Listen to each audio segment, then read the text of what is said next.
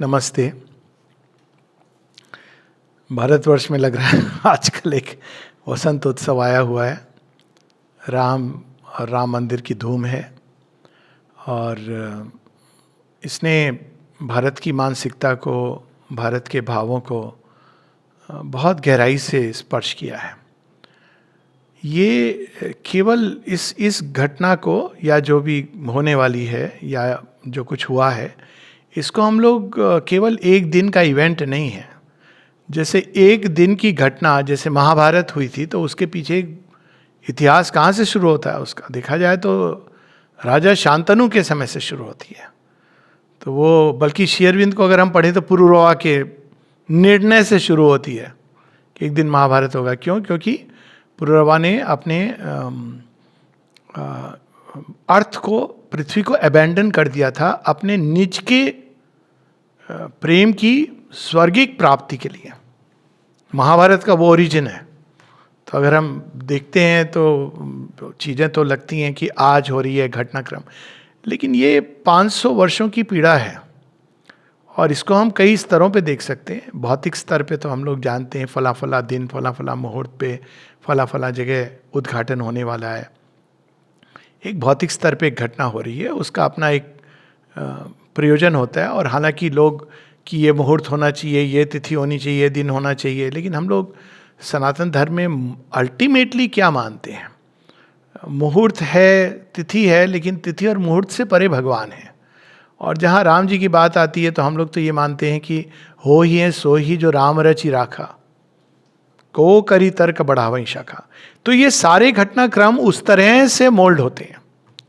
बाकी सारी चीज़ें पूर्ण है अपूर्ण है, ये तो केवल एक निट पिकिंग की बात है। रामेश्वरम का मंदिर आज इतना भव्य मंदिर है, प्रारंभ केवल राम जी ने समुद्र तट पे एक शिवलिंग बना के और उसमें ज्योतिर्लिंग के रूप में अभी वो विद्यमान है।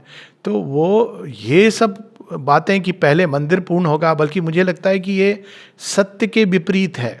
पहले मैं इस बात को स्पष्ट कर दूं, और इसलिए कह रहा हूं क्योंकि माताजी श्री अरविंद ने बड़ी सुंदर एक बात कही है, जो आश्रम के बारे में कही है, कि हमने बाहर से कोई प्लान करके चीज़ें नहीं बनाई, हमने इसको अंदर से चेतना के दबाव से चीज़ों को मैनिफेस्ट किया। कायदे से ये नहीं होना चाहिए कि आपने पूरा मंदिर बना दिया, भव्य मंदिर, फिर लाके भगवान को विराजमान कर दिया, क्योंकि पहले आत्मा आती है। तो होना ये चाहिए कि पहले आवाहन हो उस आत्मा का, जिसको भी हम डेटी को ला रहे हैं या राम जी, और उसके बाद उसके प्रभाव से, उसके प्रताप से, उसके ऐश्वर्य से धीरे धीरे धीरे चीज़ें अपने स्थान पे होती चली जाएं। और मुझे लगता है कि इस मंदिर के साथ ऐसा ही हुआ है। 500 वर्षों का आवाहन है लोगों का, 500 वर्षों की पीड़ा है, और इसके अनेकों उदाहरण हैं जिसके विस्तार में मैं अभी नहीं जाना चाहता हूँ। इसके बाद कई घटनाक्रम हुए हैं। रामलला की मूर्ति का आना, वो मूर्ति आई, लाई गई, अनेकों लोगों को प्रेरणा हुई। ये रेलेवेंट नहीं है कि वो मिरेकल से आई। अगर किसी को प्रेरणा हुई और उसने ये घटना की, वो भी एक मिरेकल ही है कि ऐसी कैसी प्रेरणा हो गई और वो मूर्ति आई, वहाँ पे पाई गई। उसके बाद ऐसे ऐसे लोग हैं जो, जब बाबरी मस्जिद थी, ये अब की बात नहीं हो रही है, जब बनी थी टूट के, ऐसी कहानियां हैं उस समय के जो उनके वंशज हैं, तो वो जाके वहां ये प्रार्थना करते थे कि यहां तो हमारे रामलला हैं। ये साधारण घटना नहीं है, ये इन्वोक करते थे। उनके साथ संबंध नहीं टूटा किसी का, कि मंदिर टूट गया लेकिन श्री राम के साथ संबंध नहीं टूटा किसी का। और वो करते करते करते करते इवन जब वो रामलला उद्घाटित हुए उसके बाद भी पूजा, अब ये भी देखिए, जो भी गवर्नमेंट थी उसके अंदर कहीं ना कहीं ये प्रेरणा आई कि पूजा और दर्शन के लिए खोल दो। ये सब बातें अकस्मात नहीं हो रही थी, तो एक इन्वोकेशन होता रहा। और कई लोगों को शायद नहीं पता हो वो, हालांकि मैं उसको अंत में लूँगा, कि उसके साथ परिसर से जो श्री राम जन्मभूमि के साथ जो श्री अरविंद साधनालय जुड़ा हुआ है, वहाँ जब रिलिक्स आए हैं उसके 15 दिन बाद बाबरी मस्जिद गिरी है। तो ये जो इंटेलेक्चुअल आइडियाज़ होते हैं, गुड बैड और ऐसा होना चाहिए वैसा होना चाहिए, तो जिन्होंने महाभारत और रामायण से थोड़ा भी परिचय है वो ये जानेंगे कि भगवान का काम इस तरह से नहीं होता है जैसे हमारे मॉरल एथिकल नोशन सोचते हैं। जो चीज़ जानी है वो जानिए, चाहे वो विश्व ही क्यों ना हो। शिव जब तांडव करते हैं तो ये नहीं कहते हैं इस बेचारे को छोड़ दो। शरणागत है तो बात अलग है, वो तो विश्व को पूरा समाप्त हो जाता है। तो एक ढांचे का, वो भी जो देखा जाए तो वो ढांचा एक प्रतीक था। किस चीज का प्रतीक था वो पहले मुगल राजा का देखा जाए तो ढांचा है, जिसने तोड़ के बनाई थी। अब उसके पीछे जो भी बैकग्राउंड था वो रेलेवेंट नहीं है।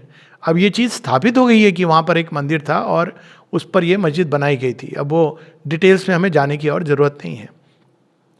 अब उस समय वो एक प्रकार का प्रतीक था, और ये प्रतीक क्या था कि कोई भी राष्ट्र होता है वो केवल एक भूखंड नहीं होता है। ये एक प्रकार की मानसिकता आजकल की, nation is simply a land, piece of land. Piece of land के लिए कौन मूर्ख होगा जो लड़ेगा?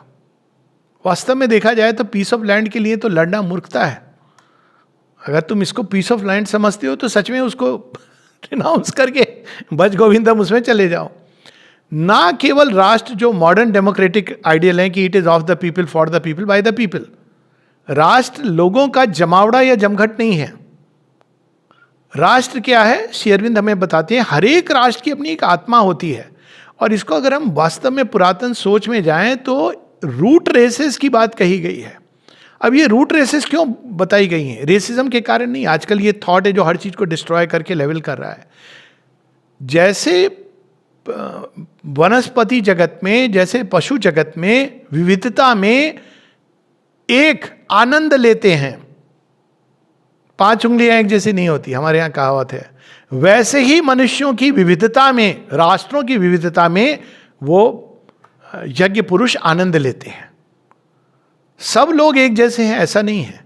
भिन्न भिन्न मनुष्य की, अब रेस का कोई एग्जैक्ट, क्योंकि अब तो सारे टर्म्स उल्टे पुल्टे हो गए, जाति कहें प्रजाति कहें, किंतु ये सच है कि अलग अलग रेसेस हुई हैं और उनके भौतिक वो भी अलग हैं। निग्रोइड रेस है, आप ये नहीं कि उसके साथ आपको ये कि ये इन्फीरियर है सुपीरियर है, नहीं। माता जी की एक बड़ी सुंदर एक आर्टिकल है on the true origin of race superiority, और माँ उसको कहती हैं वो चैत्य के उन्नयन से कनेक्टेड है।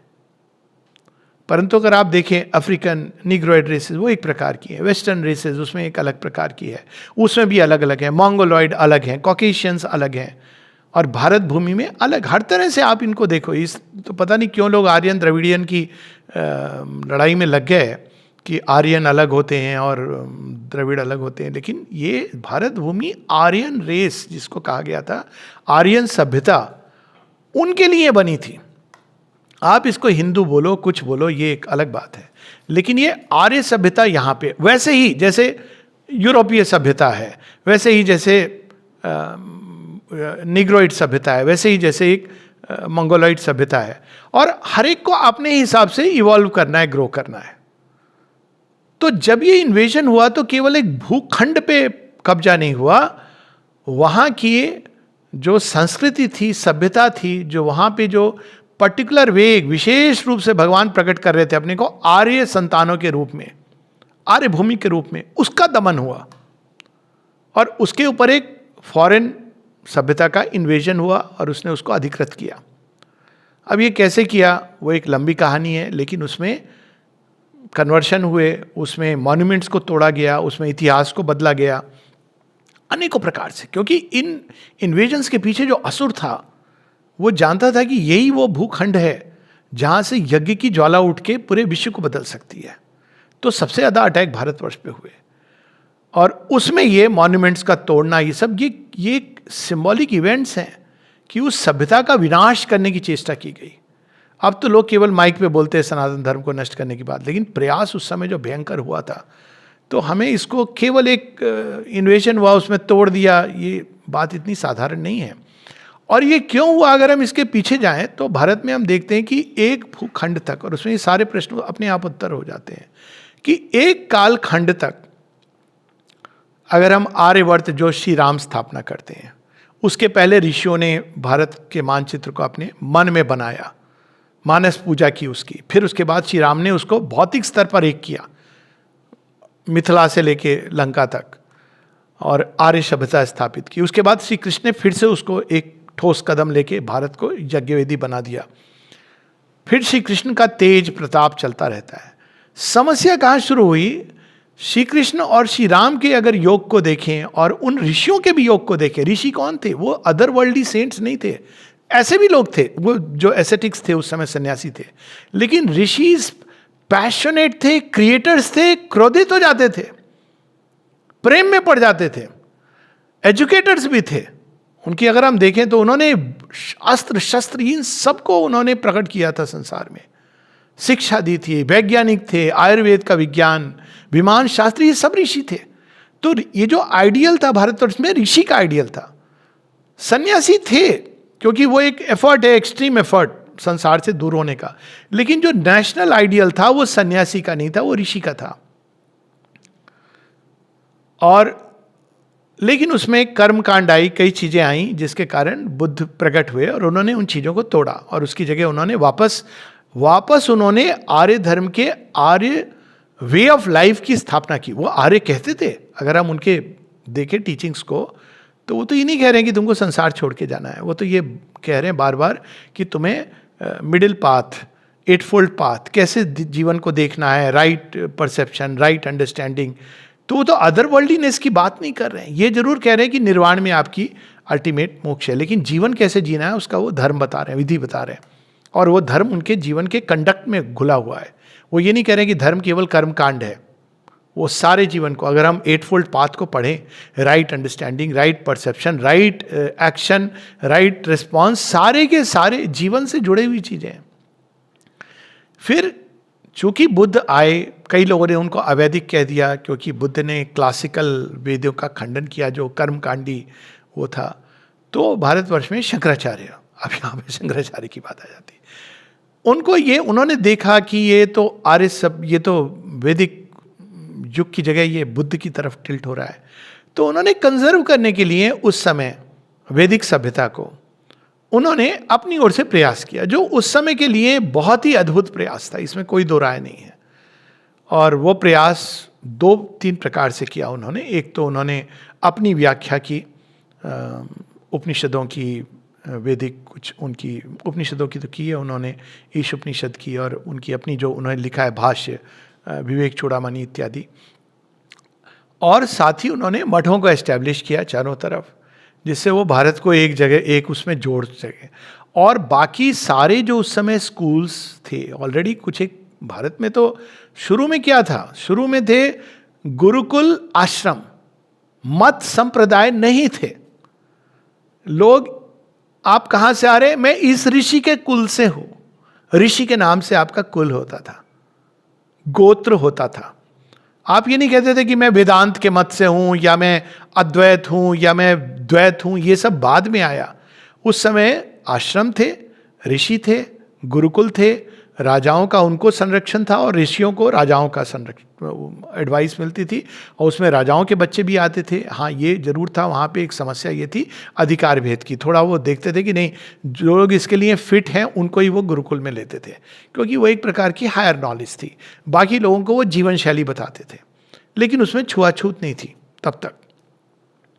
आप देखिए उसमें आप मैक्सिमम क्या होता है, मना करते हैं कि नहीं, हम आपको धनुर्विद्या नहीं दे सकते हैं, और वो लॉजिकल चीज़ है कि भाई हर किसी को हर चीज़ नहीं सिखाई जा सकती है। लेकिन जब शंकराचार्य आए, उन्होंने बड़ी अच्छी इंटेंशन से सभी उनको हरा करके ये कभी भारतवर्ष में, श्री अरविंद कहते हैं, लोग कहते हैं डिबेट्स नहीं होते थे भारतवर्ष में। वो श्री अरविंद विशेष रूप से कहते हैं, ये नहीं बोला जाता था कि तुम क्या प्रमाण है, वो ये नहीं पूछते थे, वो पूछते थे तुम्हें क्या ज्ञात है, तुम्हें क्या अनुभव है। ये नहीं कहते थे कि अच्छा प्रमाण बताओ, लॉजिकल रीजनिंग से प्रमाण बताओ। लेकिन ये एक स्थापना हो गई उस समय कि logical reasoning, debate, Mandan Mishra हार गए, और वो जो इवेंट है वो भारत के लिए एक टर्निंग पॉइंट है। और उसमें मुझे लगता है कि उसमें बड़ी इंटरेस्टिंग चीज़ है कि जो उनकी वाइफ पूछती हैं कि भाई आप तो सब अदरवर्ल्डली बातें कर रहे हैं, बहुत अच्छी बात है, जीवन के बारे में बताइए, आप काम के बारे में बताइए, इत्यादि इत्यादि। ठीक है, वो आउट ऑफ बॉडी एक्सपीरियंस करके जानते हैं और बताते हैं, वो एक अलग बात है। लेकिन उस समय से भारत के अंदर जो भी थोड़ा बहुत जुड़ा हुआ था भारत के अंदर, वह और यह वह ईश्वर घट घट में विद्यमान है। घटबट में व्याप्त हैं, उनको प्रकट करना, राम और श्री कृष्ण यही सिखाते हैं हमको. They become living embodiments. After all Ram की इतनी क्यों लोग अट्रैक्टेड होते हैं? आप देखिए, आप किताबें पढ़िए, ऐसा होना चाहिए, वैसा होना चाहिए, लेकिन जब आपके अंदर एक लिविंग आइडियल होता है जो उस धर्म को अपने अंदर धारण किए हुए, तो उसका जो पावर होती है और अट्रैक्शन होता है वो कहीं अधिक होता है. तो लेकिन जब शंकराचार्य का युग आया, उस समय की अपनी आवश्यकताएं रही होंगी, तो ये मठ स्थापित हुए, अद्वैत का झंडा भारतवर्ष में फहराने लगा. और वो भी कौन सा? वो अद्वैत जो शंकराचार्य ने प्रतिपादित किया था. अब ऐसा लगा कि भारत अब एक क्षेत्र के अंदर आ गया, लेकिन ये सनातन धर्म के लिए घातक था. घातक क्यों था? क्योंकि सनातन धर्म में इस तरह की चीजें नहीं है. एकम सद विप्रा बहुधा वदंती, अनेक पथों से लोग जाते हैं. और साथ ही सनातन धर्म में हम ऑर्गेनाइज्ड फॉर्मल रिलीजन की बात ही नहीं है. उसके बाद हम देखते हैं कि एक प्रकार का थोड़ा बहुत क्रिस्टलाइज हुआ, मठाधीश हो गए, और धीरे धीरे वो चीज नीचे आती गई. और उसका रिजल्ट ये था कि भारत में जो सनातन धर्म की वो बहुमुखी प्रतिभा थी वो वीक होने लगी. साथ में मायावाद, बुद्ध को भी लोगों ने मिसअंडरस्टैंड करना शुरू किया, इल्यूजनिज्म से जुड़ गए. वहीं से अनटचेबिलिटी एक प्रकार की शुरू हुई. ये बौद्ध हैं, ये तो अलग है हमसे, तो इनके साथ हम संबंध नहीं रखेंगे, संपर्क नहीं करेंगे. ये वहां से प्रारंभ हुआ, ये जो सिज्म शुरू हुआ है. तो जब श्री अरविंद कहते हैं कि शंकर के मायावाद से वो उसने भारत के अंदर वो जो शक्ति थी, वहाँ शंकराचार्य को ब्लेम नहीं कर रहे हैं. शंकराचार्य ने अपने समय बहुत अच्छी बात कही, आवश्यक थी. साथ ही बुद्ध ने अपने समय जो किया, लेकिन कालांतर में उसका प्रभाव ये होना ही था. और धीरे धीरे हम देखते हैं, लेकिन चूंकि सनातन धर्म में ये नेचुरल टेंडेंसी है कि कई रूपों में एक्सपेरिमेंट करने की, तो उसके अंदर से और धाराएं निकल गई फिर से. द्वैत अद्वैत, द्वैत अद्वैत, भेद अभेद, विशिष्ट अद्वैत, और अनेकों अनेकों निकली. उस दिन कोई बात कर रहे थे, बड़ी सुंदर सी एक कहानी है जो विद्यारायण की नहीं, विद्यारायण तो शंकराचार्य थे जो मठाधीश बने, आई थिंक श्रृंगेरी मठ के. पर वो पूरा जो विजयनगर एम्पायर था जिसको उन्होंने इंस्पायर किया, पर समर्थ गुरु रामदास की. तो समर्थ गुरु रामदास एक टिपिकल वेदांत दर्शन में, तो जब वो जाते हैं गुरु तेग बहादुर से मिलते हैं, तो वो देखते हैं कि वो तो लड़ भी रहे हैं और महाराज हैं. तो उन्होंने कहा कि ये कैसा, उनको समझ नहीं आई ये बात क्लियरली. तो उन्होंने कहा कैसे? तो उन्होंने कहा मैं अंदर से सन्यासी हूँ, त्यागी हूँ, और बाहर से मैं जीवन जी रहा हूँ. तो ये बात उनको बड़ी अपील करी. और वहाँ से देखिए कि एक मराठा एम्पायर का जन्म होता है.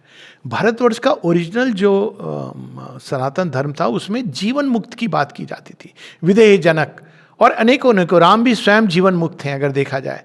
तो एक विदेह और जनक जिसकी बात श्री अरविंद एफोरिज्म में कहते हैं कि ये भारत में विवेकानंद एग्जॉल्टिंग सन्यास सेड वंस कि भाई जनक तो एक उदाहरण है, और श्री अरविंद कहते हैं नहीं, जनक एक लीनियज है राजाओं की. और वो हमको दिखता है, वो हिस्टोरिकली ये ट्रू है कि जनक के राजाओं की एक लीनियज है. जनक उनको कहा जाता था जो अपने अंदर आत्मविजय प्राप्त करके जीवन मुक्त थे, विधेय थे, देह की उससे परे चले गए थे.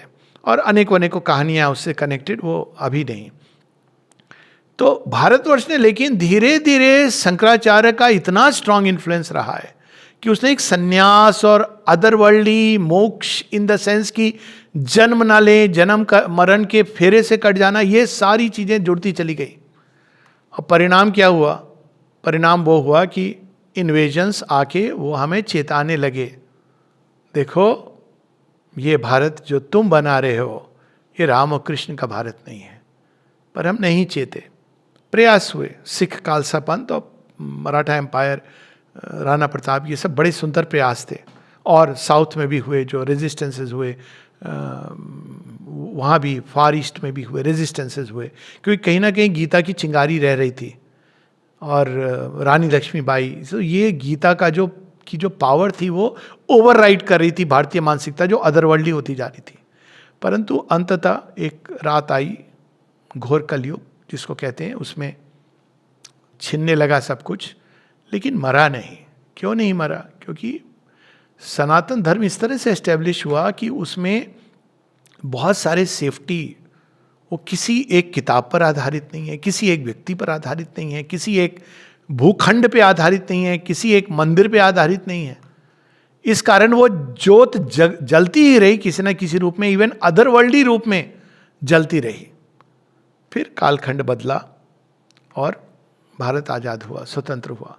लेकिन फिजिकली हम स्वतंत्र हुए पर हमारी मानसिकता नहीं हुई। तो हमने क्या किया, वेस्टर्न आइडियल को इंपोर्ट कर दिया। कॉपी पेस्ट है पूरा हमारा कॉन्स्टिट्यूशन, जिससे लोग दुहाई देते हैं 80% या शायद उससे ज़्यादा होगा, कॉपी पेस्ट है। ठीक है, उस समय जल्दी थी, वन कैन अंडरस्टैंड, किसी को ब्लेम करने की जरूरत नहीं है। लेकिन भारत की इवोल्यूशन उस दिशा से नहीं है। वेस्ट के लिए वो हो सकता है। जो रेसेस की बात है, भारत की सभ्यता तो आर्य आइडियल्स पे चलेगी और उस पर वो इवॉल्व करेगी। वेस्टर्न वे इज डिफरेंट, उनके लिए वो सुटेबल भी हो सकता है या नहीं हो सकता है, ये उनकी समस्या है। जो कम्युनिस्ट तरीका है, जो एक मंगोल एक्सपेरिमेंट हो रहा है, उनकी अपनी, हालांकि बाकी सब जगह वो अपने रूट से कट गए, भारतवर्ष में अपने रूट से कटे नहीं।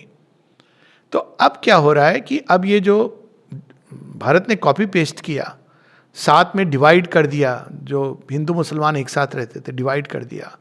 तो उसके कारण क्या हुआ कि जो पहले तो साथ रहते थे, लेकिन जो बंटवारा हुआ तो अब जो भारत के मुसलमान थे उनके लिए समस्या हुई।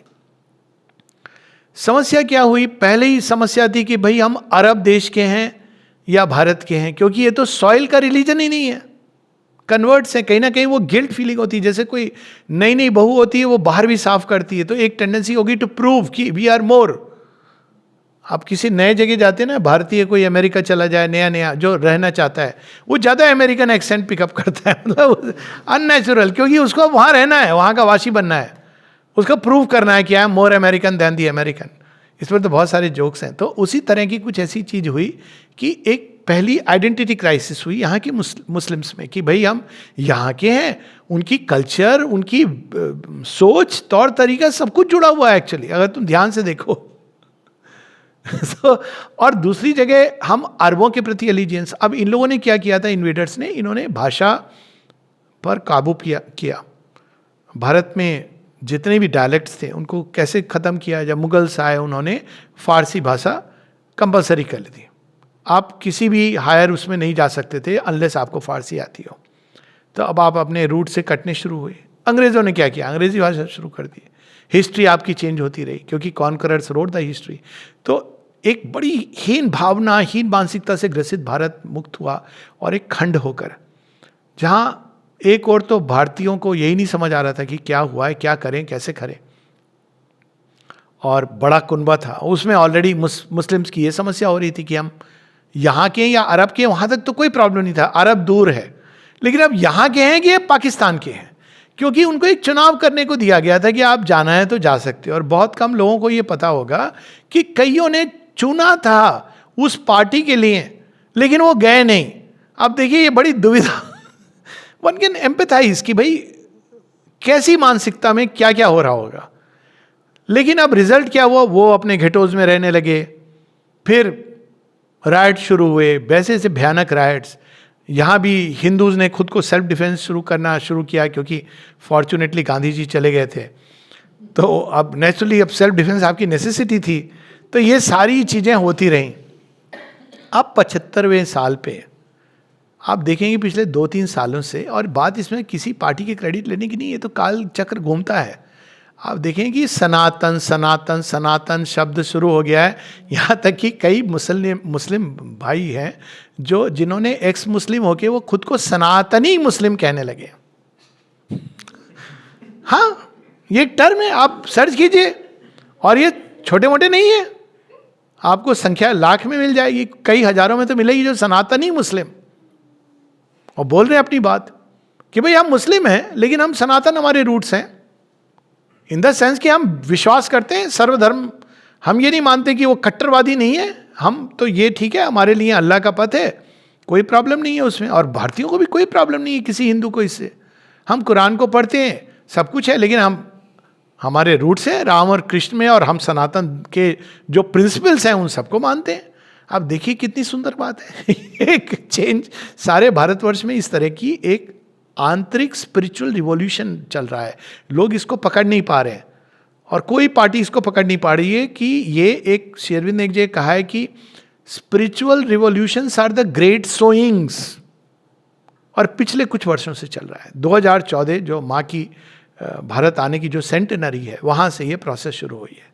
अब इसने जोर पकड़ लिया है। सनातन शब्द तो ऐसे प्रचलित हो गया है जैसे योग 60s में प्रचलित हुआ, ठीक है। तो उस जो ये पहले शब्द, फिर श्री राम का आवाहन, और श्री राम कौन है? भारत की आत्मा का प्रतीक है। क्यों? क्योंकि वो एक सिंगल व्यक्तित्व के अंदर सनातन धर्म के सारे सत्यों को आप देखिए कि उन्होंने कैसे अपने अंदर आत्मसात किया और एक लिविंग एग्जाम्पल के रूप में प्रस्तुत किया है। लोग कहते हैं, यूनिटी की बात करते हैं, श्री राम गणिका जामिल व्याद गीत गजाद खल तारे गना, जटायु को अग्नि स्नान दे रहे हैं अपना मान करके। बात हो रही थी राम के आइडल छूने की। मुझे तो आश्चर्य होता है कि इस तरह की बातें सोच कैसे सकते हैं। ये वही है जो कर्म कांड के उसमें भारत गिरा था, अनटचेबिलिटी में गिरा था। बाकी सब तो ठीक है, भगवान भी अनटचेबल हो गए, कुछ विशेष लोग छुएंगे। वे राम जिनके बारे में कहा जाता है कि गौतम नारी अहिल्या तारी, जिन चरणन से निकली सुरसरी शंकर जटा समाई। और वह सुरसरी गंगा के नाम से पतित पावनी है। राम जी को पतित पावन कहा जाता है, जिनका स्पर्श शबरी को, निषाद राज गुहक को जो लिबरेट करता है। उन राम को अनटचेबल कैसे बनाया जा रहा है कि भाई ये व्यक्ति छू सकता है, एक दलित नहीं छू सकता है। जात पात की जो भी कोई समय जस्टिफिकेशन रही हो, इट्स इररिलेवेंट। ये समझने की आवश्यकता, इट इज कंप्लीटली इररिलेवेंट। ना तो वो आधार रहा, आप जन्म से सर, ये इसी कारण तो भारत गिरा। जब ब्राह्मण ब्राह्मणत्व से नहीं, पांडे और शर्मा के नाम से जाना जाने लगा। Brahmin has nothing to do with your surname. ठीक है, एक हेरिडिटी का एस्पेक्ट है, उन चीजों में हम नहीं जा रहे, लेकिन अनटचेबल तो कोई नहीं हो सकता है। ये कहां पुराने सनातन धर्म में कोई अनटचेबल है? कोई एक कहानी बता दे जहां किसी ने अनटचेबल कहा। शूद्र है, निश्चित रूप से है, राक्षस है, असुर है, वानर है, कोई अनटचेबल नहीं है। ये कहां से आई भारत में मानसिकता? वहां से आई जहां कर्म कांड, उसमें बहुत सारे ये दोष वो दोष, नाना प्रकार की ऑर्गेनाइज्ड रिलीजन जो सेरेमनी रिचुअल में खत्म हो गया। भारत की मानसिकता उसको रिजेक्ट कर रही है। वो केवल शंकराचार्यों के मत को रिजेक्ट नहीं कर रही है, वो इस सारे प्रपंच को रिजेक्ट कर रही है। और दूसरी बात है, भारत तो पोपडम है ही नहीं। ठीक है, उनकी अपनी ओपिनियन है, इसमें कोई समस्या नहीं होनी चाहिए। भाई उनको फ्रीडम है अपनी ओपिनियन देने की, हर किसी को ओपिनियन देने की फ्रीडम है, तो उसमें तो कोई समस्या नहीं है। श्री राम स्वयं कहते हैं कि भाई मेरे राज्य में उन्होंने लोगों को हिदायत दी थी, इंस्ट्रक्शन, हिदायत आदित नहीं, हिदायत। क्या हिदायत दी थी उन्होंने? अब मैं वो भूल रहा हूँ, एग्जैक्ट श्लोक है कि यदि मेरी किसी नीति में दोष हो, कुनीति हो, तो आप बिना किसी भय के मुझे कहें। यह है राम का आइडियल। मेरी नीति में यदि दोष हो तो आप बिना किसी भय या संकोच के मुझे कहें। तो ऐसे को कौन प्यार नहीं करेगा? ऐसे राजा को जो राज धर्म में एक धोबी तक की फारदेस्ट उसकी बात को भी सुन रहा है कि भाई मेरे राज्य में कोई असंतुष्ट ना हो, और राम इसकी जिम्मेदारी अपने ऊपर ले रहे हैं कि यदि मेरे राज्य में कोई असंतुष्ट है या असंतुलन है कोई, तो उसकी जिम्मेदारी मेरी है उसको ठीक करने की। मेरे अंदर कहीं ना कहीं धर्म का क्षय हो रहा है या मेरे अंदर कहीं ना कहीं कोई अधर्म हो रहा है, पूरे राज्य को मानो अपने अंदर चेतना के अंदर समेट रहे हैं। उनकी तो जितनी भी वो की जाए कम है। फिर एक और नई चीज शुरू हो रही है, देख रहे हैं हम लोग, मेरे राम तेरे राम सबके राम, वो ठीक है वहां तक, अंदर वाले राम, ये एक नई चीज मैंने देखा। टेम्पल में नहीं, अंदर में राम है। सबसे सुंदर इस बारे में कबीर दास जी की एक बड़ी सुंदर चौपाई है, चौपाई में तो दोहा है, एक राम दशरथ का बेटा, एक राम है जगत पसारा, एक राम घट घट का घट घट में घट घट का वासी, एक राम है सबसे न्यारा। अब देखिए, इसको एक तरह से पढ़ें तो लगता है ये चार राम है, इसको थोड़ा पॉज दे के पढ़ें। एक राम दशरथ का बेटा, एक राम है जगत पसारा, एक राम घट घट का वासी, एक राम है सबसे न्यारा। इसमें इतना सुंदर अवतार का जो वर्णन है कि वह एक ही है ट्रांसेंडेंट, सबसे न्यारा, सुप्रीम ट्रांसेंडेंट, सबसे न्यारा, जिसका कोई कंपैरिजन, जिसको अद्भुत है, अलौकिक है, जिनके बारे में आप कुछ नहीं कह सकते, कोई कंपैरिजन नहीं है। वही एक जगत पसारा है, यूनिवर्सल कॉन्शियस, घट घट में, माने पूरी सृष्टि में है, को अपने अंदर समेटे हुए, वही सृष्टि बनाए, जगत पसारा। और वही एक घट घट का वासी भी है, एक एक कण में व्याप्त है। और वही राम ने दशरथ के बेटे के रूप में जन्म लिया है। तो ये आइदर और नहीं है कि वो या तो मंदिर में या हमारे अंदर है। भारत ने इस बड़ी सुंदर बात को पकड़ा है, हर व्यक्ति अपने अंदर राम को संपर्क करने के लिए नहीं सज्ज है। और ये जो कहते हैं ना राम हमारे अंदर है, ये उनके लिए वो ही कह सकते हैं जिन्होंने इसको रियलाइज किया है। लेकिन मंदिर में सबके लिए है, वहां कोई भी जा सकता है। आप इसको रियलाइज करने का वो पहला चरण है। इसीलिए भारत ने किसी मूर्ति तोड़ो क्योंकि आपको अंदर में रियलाइज करना है, ये नहीं किया। ये सेमिटिक रिलीजन्स ने किया और उसका परिणाम क्या निकला? म्यूजिक बैन, गाना बैन, ये भी बैन, सब कुछ बैन, सब आपके अंदर में है। अंदर भी नहीं है बाय द वे, 7वें आसमान पर है। तो पूरी सृष्टि अंत में बैन, नष्ट कर दो, विनाश कर दो। इसका लॉजिकल कंक्लूजन है ना। भारतवर्ष में मायावाद में थोड़ा जेंटलर वे में यही अल्टीमेट कंक्लूजन है। व्यक्ति की कोई इंडिविजुअल कुछ है ही नहीं, अल्टीमेटली देखा जाए। स्वतंत्रता तो बहुत बड़ी बात है। तो यहाँ पे हम लोगों को समझना है कि ये जो सनातन धर्म के जो भारत की आत्मा स्थापित हो रही है, अब ये सही दिशा ले रही है। ये नहीं कि सनातन धर्म कभी भी भारत से गया, लेकिन उसने एक मोक्षवादी धारा पकड़ी थी, एक ऑर्गेनाइज्ड क्रिस्टलाइज्ड रिलीजन बनता जा रहा था। अब ये भारत वापस सनातन धर्म, जो अलग अलग स्कूल्स नहीं, अलग अलग आश्रम हैं, जहाँ रियलाइज्ड लोग हैं होंगे, जिनके अपने अनुयायी होंगे, जिनका अपना एक तरह से वो जा रहे हैं भगवान की ओर, कोई श्वास के जरिए, कोई ध्यान के जरिए, कोई ज्ञान के जरिए, कोई भाव के जरिए, कोई कर्म के जरिए। It's perfectly fine, each to his own. अब वो भारतवर्ष में सनातन धर्म इस तरह से आ रहा है और इसके आगे जीवन में उतरने वाला है। अब ये वो नहीं चलेगा कि भाई जो सन्यासी हैं वो मंदिर में कहीं मठ में बैठे हैं वो पूजनीय आदरणीय है। अब तो सनातन धर्म में जो विस्फोट हो रहा है, ये व्यक्ति के अंदर कला में, विज्ञान में, ये थे ना ऋषि, आपके मेडिसिन में, पारिवारिक संबंधों में, हर चीज में, और ये हम राम के अंदर देखते हैं। तो ये एक बड़े व्यापक सनातन धर्म का उदय है और ये सेलिब्रेशन की बात है। कुछ एक प्रश्न है, धर्म और राजनीति, ये अगेन ये तो वेस्टर्न कंटेक्स्ट में सेकुलर और रिलीजियस का डिफरेंस किया गया है और उनके लिए उचित था, क्योंकि वहाँ पे religious interference in science and वो चल रहा था। और क्योंकि वो तो एक्सक्लूसिव रिलीजन है कि भाई अगर तुम क्राइस्ट को नहीं मानते, उसमें भी अगर तुम कैथोलिक प्रोटेस्टेंट, इसकी समस्या शुरू हो गई थी, उनको मार दो, इंक्विजिशन हुए थे सारे, गैलीलियो को जेल में डाल दिया था। तो उनके लिए जरूरी था, जैसा मैंने कहा, हर एक जो ग्रुप ऑफ ह्यूमैनिटी है वो अपने ढंग से इवॉल्व करती है। उनके लिए सुंदर बात है, सुंदर या जो भी वो सेकुलर वैल्यूज जिसकी बात करते हैं, एक रैशनल इत्यादि जो भी समझते हैं उससे, फ्रीडम, इक्वालिटी, यूनिटी से, उनको उस पर। लेकिन हमारे लिए धर्म और राजनीति क्या, जीवन अलग नहीं हुआ। राम की बात कर रहे हैं, कहाँ राम नहीं है जुड़े हुए?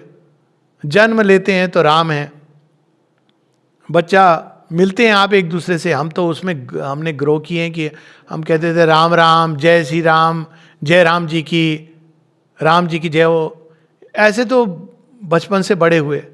फिर आप चोट लगती तो आप क्या बोलते हो? हे राम हाय राम, सॉरी नॉट हाय राम। संतोष होता है तो हे राम।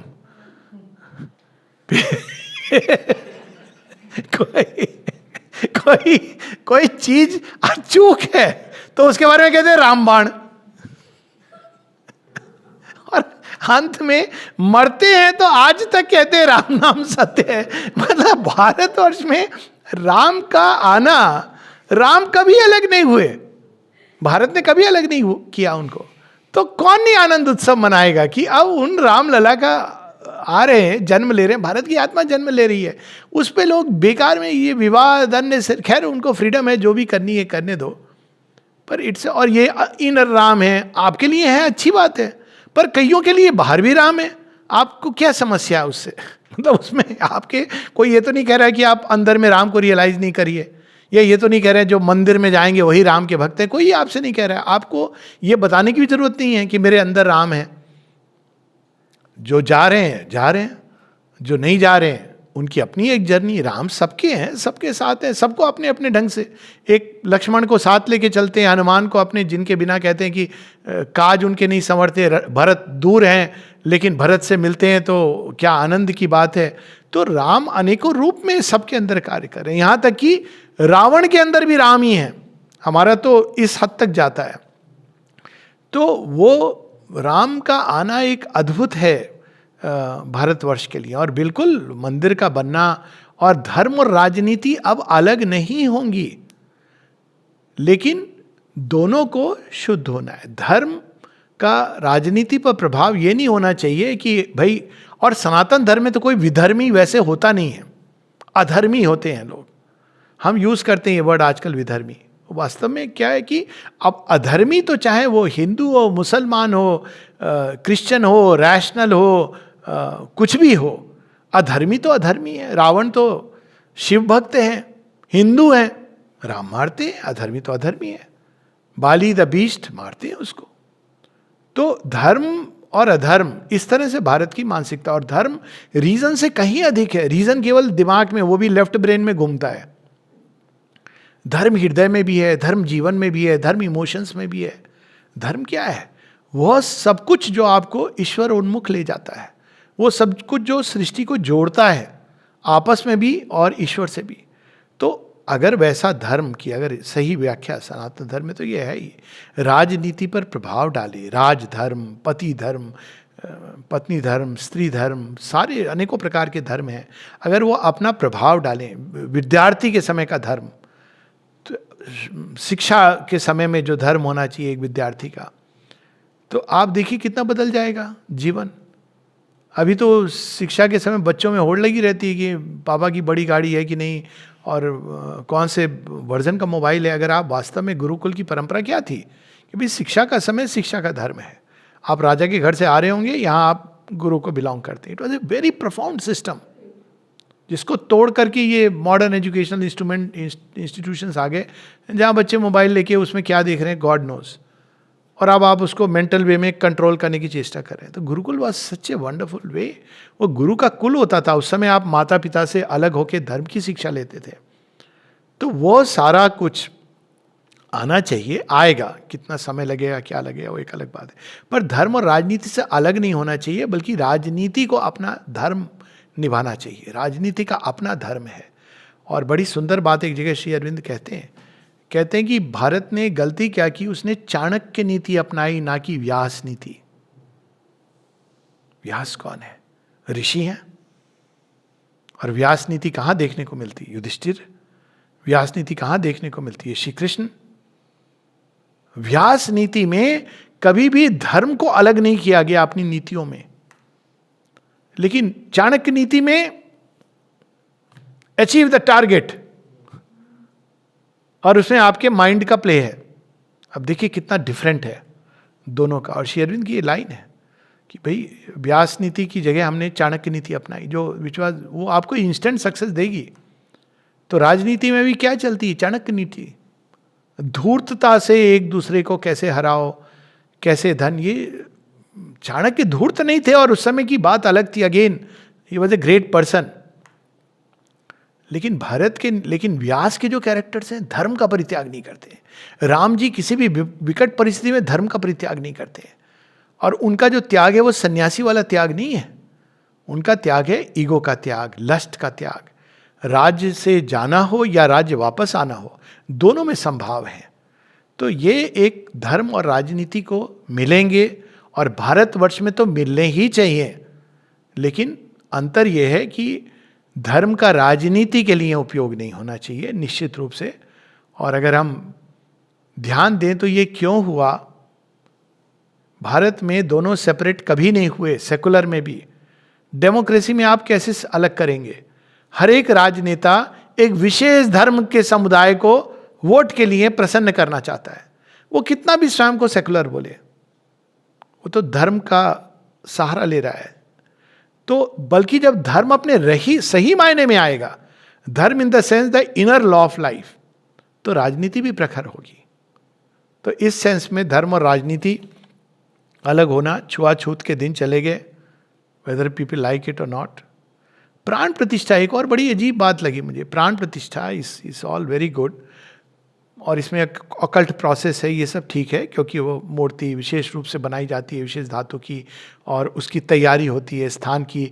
मूर्ति से वो जो क्षमा मांगी जाती है विग्रह से, क्यों? क्योंकि आपने उसको औजार से पीड़ा पहुंचाई, कष्ट दिया है। Just imagine what is sensitivity, कि भाई हम आपके अंदर भगवान को बुला रहे हैं इसलिए हमने आपको पीड़ा दी है। लेकिन इसमें अगर देखा जाए तो कितना अच्छा संकेत है। Pain is the hand of nature sculpturing man and inspired labour at chisels with heavenly cruelty and unwilling mode. तो देखा जाए तो ये अपने आप में एक परंपरा मनुष्य को एक सीख भी दे रही है कि अगर देवता को अंदर में स्थापित करना है तो देव लोग आपको हथौड़ी से, छीनी हथौड़ी से बनाएंगे, डोंट क्राई ओवर इट। पर उसके अलावा फिर देवताओं को बुलाया जाता है, क्यों? क्योंकि देवता शरीर में, देह में नहीं आते हैं। अवतार has already manifested in a human body. मुझे पता नहीं कब से अवतारों की प्राण प्रतिष्ठा का सिस्टम शुरू हुआ। I have no clue, I have not read about it, but to my intuitive understanding it has no relevance. अवतार ने ऑलरेडी जड़ तत्व का, हाड़ मांस का मानवीय शरीर धारण किया है, वो कभी नहीं जाते हैं। इसीलिए आप देखिए कि कितने भक्त हुए राम के जिन्होंने राम को रियलाइज किया है, कितने भक्त हुए हैं श्री कृष्ण के जिन्होंने श्री कृष्ण को रियलाइज किया है। हर इम्पॉसिबल सीमिंग जगह पर, श्री अरविंद उनमें से एक है ही, जहाँ जेल में वो, उसमें देखिए कितना सुंदर है उत्तरपाड़ा भाषण, जहाँ कहते हैं ये लोग जिनको हम लोग कंटेम करते हैं छोटे लोग बोल के, श्री कृष्ण कहते हैं मैं इनको उठा रहा हूं। यानी ये जो मानसिकता है कि यह नहीं छू सकता, वह नहीं भगवान के पास जा सकता, this must go for ever and for good. और किसी भी कारण से शुद्धि अशुद्धि का मापदंड जन्म नहीं हो सकता, जाति नहीं हो सकती, कर्म हो सकते हैं कुछ हद तक, आचरण हो सकता है, लेकिन उसमें भी कोई जाएगा, भगवान का स्पर्श पाएगा, वो तो पतित पावन है। अहिल्या को जो ताड़ सकते हैं, साक्षात ब्रह्म है, उनका स्पर्श, वो प्रदूषित हो जाएंगे क्या? How small we have turned that divine consciousness into. उनके स्पर्श से भगवान मलिन हो जाएंगे। देवता को मैं समझ सकता हूं कि उनको थोड़े धरती के कंटेक्स्ट में वो छुए मुए होते हैं थोड़े, they are very powerful beings, लेकिन वो धरती का स्पर्श उनको, तभी तो कहते हैं ना वो उनके फूल कभी सूखते, मुरझाते नहीं, मलिन नहीं होते, आंखों में आंसू नहीं आते। लेकिन अवतार तो अवतार हैं, उनकी पूजा होती है, उनके विग्रह की, भाव से वो प्रकट होते हैं। पर प्राण प्रतिष्ठा का इतना एलेबोरेट रिचुअल कर सकते हैं लोग, उनकी अपनी सोच है, भाव है, शास्त्र हैं, आई डोंट नो। लेकिन मेरी एक इंट्यूटिव सेंस है कि इट इज नॉट नेसेसरी। घरों घरों में भारतवर्ष में राम के मूर्ति की, विग्रह की पूजा होती रही है। मेरे खुद के घर में हुई है, राम, सीता और लड्डू गोपाल और हनुमान जी के विग्रह की, और शिव जी की पूजा होती रही। और ये जो शिव जी तो चलो वो शालिग्राम या शिवलिंग, लेकिन इनकी पूजा में कोई विशेष, मतलब जो रिचुअल्स होती थी, जो एक पूजा हुई, प्रार्थना हुई, ये होती थी, और एकदम रियल रिस्पॉन्स मिलता था, ये हमें पता है। तो प्राण प्रतिष्ठा की जहाँ तक बात हुई, बाकी तो प्रपंच में कोई लिमिट नहीं है। अंत में इससे जुड़ी एक भिन्न बात मैं कहना चाहता हूँ। We can tap and remember the moment, नहीं जस्ट, और that has to do with something जो आजकल एक कई लोगों ने ये प्रश्न किया है, तो मुझे लगता है कि मुझे इस पर थोड़ी सी बात होनी चाहिए। प्रश्न ये है कि शायद कई लोगों को पता नहीं है कि श्री राम जन्मभूमि से श्री अरविंद साधनालय जुड़ा हुआ है, परिसर से जुड़ा है, दीवार से, और मैं गया भी हूँ वहाँ पे। और ऐसी कुछ बात चल रही है कि उसको श्री राम जन्मभूमि को हवाले कर दिया जाए। खैर उसके पीछे क्या चल रहा है ना तो मुझे पता है ना मुझे इंटरेस्ट है। मैं कुछ इंटरेस्टिंग तथ्य पहले सामने रखूंगा। तथ्य ये है, पहला जो तथ्य ये है, अपार्ट फ्रॉम श्री राम और श्री अरविंद का जो संबंध है, श्री राम पहले देखा जाए तो मानव रूप में, परशुराम तो मानव है लेकिन वो उनको क्या कहा जाए, इल्यूमाइन माइंड के अवतार हैं। श्री अरविंद भविष्य के अवतार हैं। श्री अरविंद ने जो कुछ कहा है श्री राम के बारे में और रामायण के बारे में और वाल्मीकि जी के बारे में, वो तो शायद मुझे नहीं लगता कि कहीं पर भी एक समरी अगर किसी को पढ़नी है श्री राम का चरित्र और रामायण, तो श्री अरविंद से बेहतर आप भाष्य लिखे होंगे लोगों ने, लेकिन वो जो उनके जो पत्र हैं और जो फाउंडेशंस ऑफ इंडियन कल्चर में जो राइटिंग्स हैं, उससे कोई कंपैरिजन नहीं हो सकता है। दूसरा, ये जो क्षेत्र है यहाँ पे जो आज जहाँ साधनालय है, बाबा जी रामकृष्ण महाराज वहाँ पे थे, जिनके लिए श्री राम वैसे साक्षात थे जैसे हम एक दूसरे से बात करते हैं। तो श्री राम की साधना करते हुए उन्होंने, श्री राम नहीं देखा जाए तो श्री अरविंद की ओर रास्ता दिखाया, क्योंकि उनके अंदर सब कुछ था लेकिन अंदर में एक भाव था कि मेरे गुरुओं के भी जो गुरु हैं, कहीं ना कहीं उनको कुछ अपूर्णता, उनके अपने कई शिष्य रहे हैं, बहुत अद्भुत व्यक्तित्व उनकी, तो क्या बात करी जाए, वो तो अलग ही एक विषय है। और फिर उनके जीवन में श्री अरविंद आए और फिर श्री अरविंद के शिष्य हो गए और सदैव श्री अरविंद के शिष्य रहे। उड़ीसा में तो कईयों को इंस्पायर किया, उड़ीसा ही नहीं बाहर भी मैं जानता हूँ ऐसे लोगों को उन्होंने इंस्पायर किया। क्या कहते थे, नाम जप और पाठ चक्र मुख्य जो उनकी बात थी।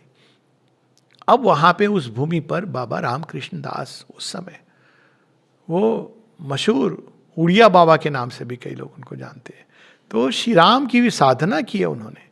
फिर उनको ये भूमि दी गई, और क्यों थे वो अयोध्या में, बिकॉज ऑफ राम जी की नगरी। फिर उनको ये भूमि दी गई, अब मुझे स्मरण नहीं है, एक शायद एक रानी थी वहाँ की, उन्होंने ये भूमि दी थी जो उड़िया बाबा के कारण उन्होंने दी। तो उन्होंने कहा मुझे नहीं, लेकिन श्री अरविंद के नाम से, तो उन्होंने श्री अरविंद आश्रम को ये भूमि दी, लेकिन उड़िया बाबा के कारण, मतलब बाबा रामकृष्ण बाबा जी महाराज के कारण। तो अब देखिए क्या क्या जुड़ा, श्री राम जुड़े, श्री अरविंद जुड़े, और एक ऐसे साधक जुड़े जिनके अंदर श्री राम को जिन्होंने सिद्ध किया हुआ था, और श्री अरविंद के योग में भी एक हम कह सकते हैं कि बहुत उच्च सिद्धि की प्राप्ति की उन्होंने, और ये भूमि उनको दी गई।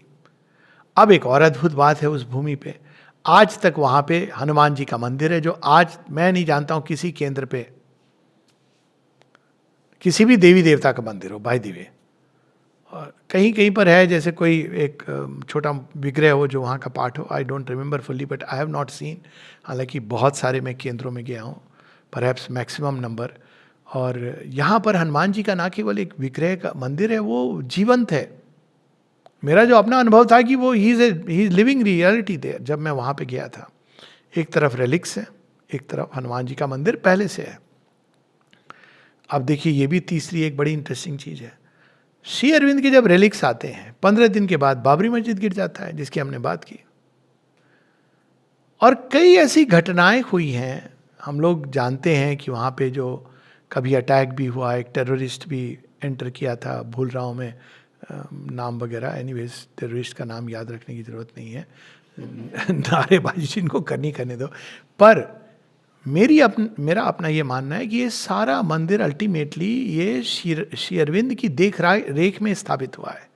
उसके ऊपर श्री अरविंद का सुरक्षा कवच है, ये श्री अरविंद का एक एक्शन है। प्रत्येक भूमि पर वो एक यज्ञशाला है, जिस यज्ञ की आहुति से श्री अरविंद ने स्वयं प्रकट किए हैं रामलला, और अब वो पोषित होती हुई अब भारत की आत्मा वहां स्थापित हो रही है। मेरा अपना मानना है, ये मेरा मत है, मैं ना कोई ऑफिशियल किसी का स्पोक्स पर्सन हूँ, ना मैं किसी को रिप्रेजेंट कर रहा हूँ, और लोगों के मतभेद हो सकते हैं, लेकिन उस भूमि को और श्री राम जन्मभूमि को अलग नहीं करना चाहिए। अब बाकी अरेंजमेंट क्या होंगे मैं नहीं जानता हूँ। सिंपलेस्ट तो हारमोनियस अरेंजमेंट ये होता है कि भाई ठीक है, इसको हम राम जन्मभूमि में जो आ रहे हैं उनको एक एक्सेस इधर से भी हो ताकि वो श्री अरविंद के दर्शन कर सकें, या आप कुछ मत करो, रहने दो। श्री अरविंद किसी दीवार से बंधे नहीं हैं, और उनके रेलिक्स के रहने मात्र से वहाँ एक अद्भुत सुरक्षा का भी कवच होगा और रूपांतरण की प्रोसेस प्रारंभ होगी। जो भी राम जी के दर्शन को आ रहे हैं, भारत की एक जीवंत सत्ता है। क्योंकि आप किसी पंडितपुर के किसी को रख लीजिए वहाँ पे, जो एक योगेश्वर श्री अरविंद, जिन्होंने श्री कृष्ण को भी अपने अंदर आत्मसात किया हुआ है, उनकी उपस्थिति जो कर सकती है, किसी पंडित के किसी रिचुअल सेरेमनी से नहीं हो सकती है। और वो भारत को भी सुरक्षा देगा, क्योंकि अगर वो भारत की आत्मा का वहाँ उदय हो रहा है तो श्री अरविंद और उनके रेलिक्स का वहाँ होना मेरे विचार से तो एक बिल्कुल इंसेपरेबल है। वो आए ही वहाँ पे इसीलिए हैं कि भारत की आत्मा का उत्थान हो और अयोध्या से वो प्रारंभ हो। अब रेलिक्स अगर नहीं भी हों, ऐसा सुना है मैंने, लेकिन वो ऊर्जा का तो क्षेत्र है ही है। लेकिन अगर रेलिक्स नहीं होंगे और लोग आना जाना एक जनरल उसमें करेंगे, तो वो फिर वो चिंगारी, जैसे राम जन्मभूमि तो है लेकिन उसकी जो तेज है वो क्षीण होता है। आप कितना भी कर लीजिए, वो तेज क्षीण होता है। और मैं ये नहीं कह रहा हूँ कि टूरिस्ट वगैरह की वो तो अब एक जीवन ऐसा है कि अब समग्र जीवन योग होने वाला है, आप उसको बंद नहीं कर सकते। वो जो कि भाई टूरिस्ट वो तो होगा, और भारत अपना वैभव सब बाहर आएगा। वो आपको चाहिए अगर ऐसा क्षेत्र तो ढूंढ लीजिए एक नया क्षेत्र जहाँ पे कोई ना आता हो, अगर मिल जाए। किंतु मुख्य चीज़ है कि वो भूमि परिसर जो कि श्री अरविंद के नाम से जुड़ा हुआ है, श्री अरविंद की ऊर्जा, रेलिक्स विद्यमान है और लोग आते रहेंगे वहाँ पे। और अगर ऐसा हो भी रहा है कि वो भूमि श्री राम जन्मभूमि के नाम से कर दी जा रही है, ऑल राइट, बट सब कुछ रेलिक्स को वही रहने दीजिए। श्री अरविंद का कोई ना कोई अनुयायी आश्रम की होनी चाहिए जिसको वो लोग देखभाल करें, लुक आफ्टर करें, लेकिन आश्रम का ही कोई व्यक्ति वहाँ रह के रेलिक्स की देखभाल करे।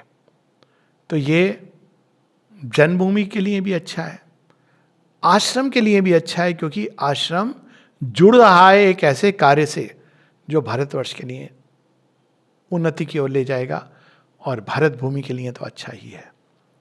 ये मेरा अपना मानना है कि दोनों एक साथ रहें, एक जगह रहें, और चाहे क्या अरेंजमेंट होगा फिजिकली, आई डोंट नो, कई पॉसिबिलिटीज़ हैं। रेलिक्स को नहीं हटाना चाहिए मेरे विचार से, ये मेरा अपना विचार है कि वो वहीं पर रहने चाहिए। और हाँ, ट्रस्ट कहाँ चाहती है, किस दिशा में जाती है, आप राम जन्मभूमि ट्रस्ट के अंदर वो पूरा ले लेते हैं, ये इम्पॉर्टेंट नहीं है। एज लॉन्ग एज उस क्षेत्र को, उस एरिया को आप श्री अरविंद को कॉन्सेक्रेटेड रखते हैं। आफ्टर ऑल आप वहाँ पे वाल्मीकि जी के मंदिर बनाएंगे, बहुत सारे मंदिर आप बनाने वाले हैं ना, जिनकी अपनी ऊर्जा का क्षेत्र होगा। तो फिर श्री अरविंद का तो बनाया साक्षात प्रदेश है। तो ये मेरा अपना मत है। आगे क्या होगा, हो ही है सो ही जो राम रचि राखा, या माँ रचि राखा, को करी तर्क बढ़ा वहीं शाखा। जय।